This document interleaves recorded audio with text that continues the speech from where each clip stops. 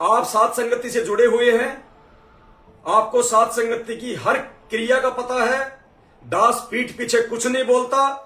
Live आता हूं, हर बात का सबूत दिखाता हूं, प्रमाण दिखाता हूं। गुरुजी के सत्संग दिखा दिखा के तुम्हें हर बात समझाता हूं। मैनेजमेंट क्या कर रहा है, गुरुजी क्या कह रहे हैं, कौन से कर्म करने से मर्यादा टूटेगी, कौन से कर्म ना करने से मर्यादा बचेगी। खुली किताब है। जो भी सेवा ली गई सारी सेवा तुम्हारे सामने लगी। जिस चीज के लिए ली गई वो चीज आई। खुली किताब। मेरे कर्म, मेरा व्यवहार, मेरा चरित्र तुम्हारे सामने है, क्योंकि तुम्हारे बीच में आके पूरी पूरी रात मैंने सात संगतियां की हैं। बाकी लाइव आ रहा हूं। वर्तमान में मेरा रहना सहना सब कुछ आप लोगों से छिपा हुआ नहीं है। सब कुछ मेरा किराए का है। मेरे शरीर का रोम रोम, मेरे खून का एक एक टपका मेरे गुरुदेव भगवान को समर्पित है। जिस दिन मेरे अंदर जरा सा भी लोभ लालच स्वार्थ आ जाए, परमात्मा उसी दिन मुझे धरती से उठा ले। उसी दिन परमात्मा सारी सेवाएं छीन ले। सब कुछ आपको पता है।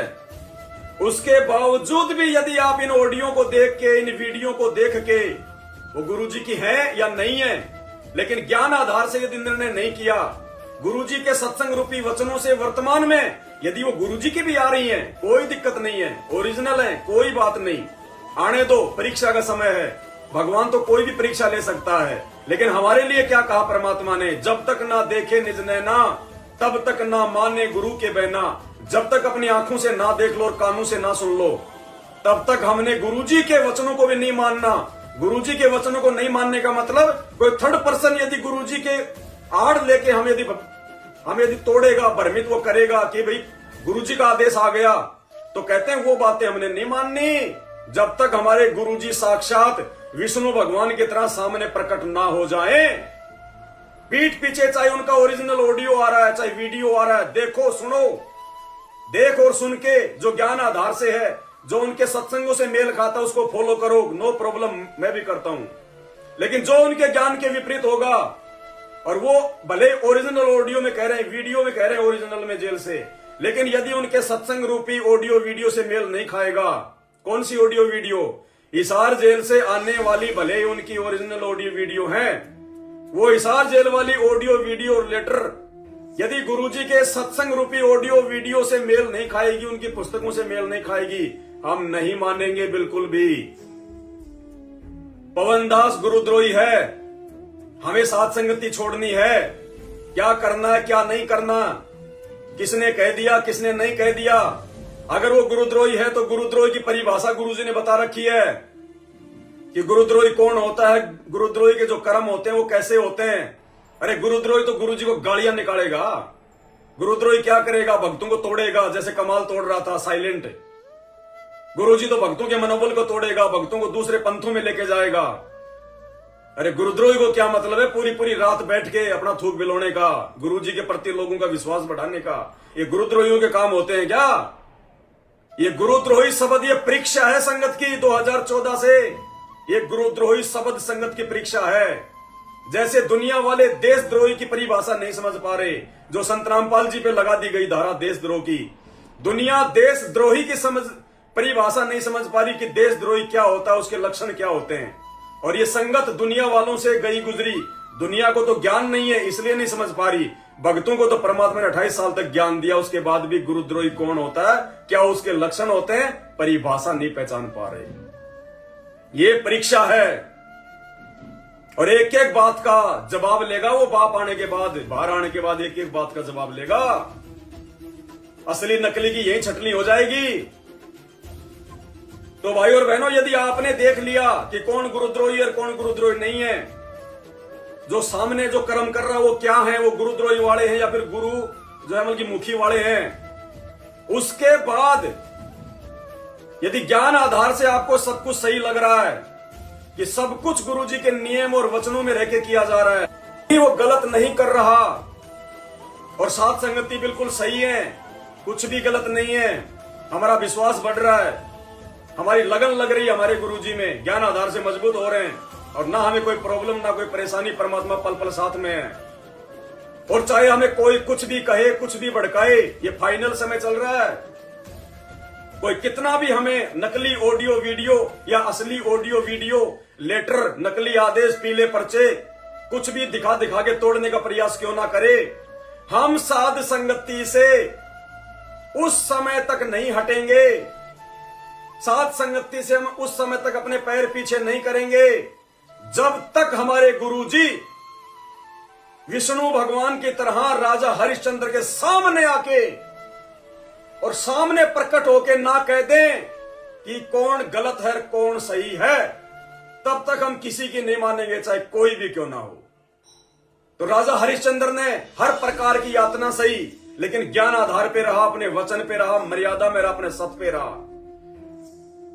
और पीछे से भगवान ने हाथ पकड़ लिया जब तलवार से अपनी औरत की गर्दन काट रहा था, तो उसको पता था कि कौन है, फिर भी उसने पूछा कौन भाई? बोले भगवान विष्णु।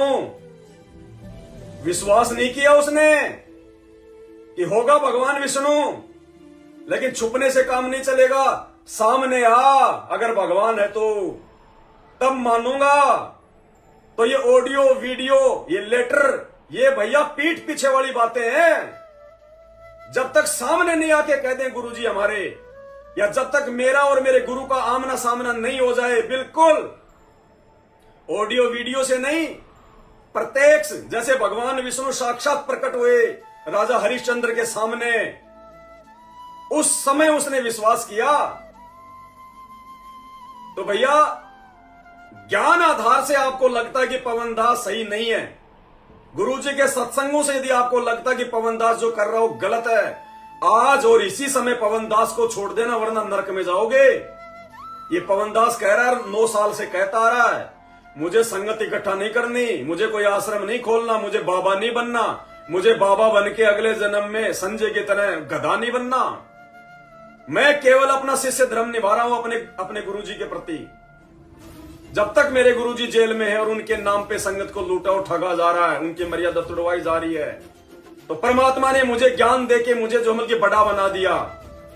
मैं अपने छोटे भाई बहनों को अपने गुरुदेव के वचनों पर चलते हुए ज्ञान आधार से समझाऊंगा, और 9 साल से समझा रहा हूं। इन्होंने हर प्रयास कर लिया तोड़ने का, डराने का, धमकाने का, बैठाने का। मैं अपनी ड्यूटी निभा रहा हूं, मुझे किसी से कोई स्वार्थ नहीं है। तो आपको यदि लगता है कि पवनदास गुरुजी के सत्संग आधार से गुरुद्रोही है, पवनदास जो कर रहा है वो गलत है, पवनदास की मर्यादाएं नहीं है, ये गलत है, जो भी बता रहा है सब गलत है, तो भाई कल जाते इसी समय छोड़ दो, भला होगा। बाद में नहीं। अगर आपको लगता है कि मैं गलत कर रहा हूं तो इसी समय मुझे लात मार देनी चाहिए, मुझे छोड़ देना चाहिए, मेरे वीडियो सौपन में भी नहीं देखने चाहिए, मेरी संगति नहीं करनी चाहिए।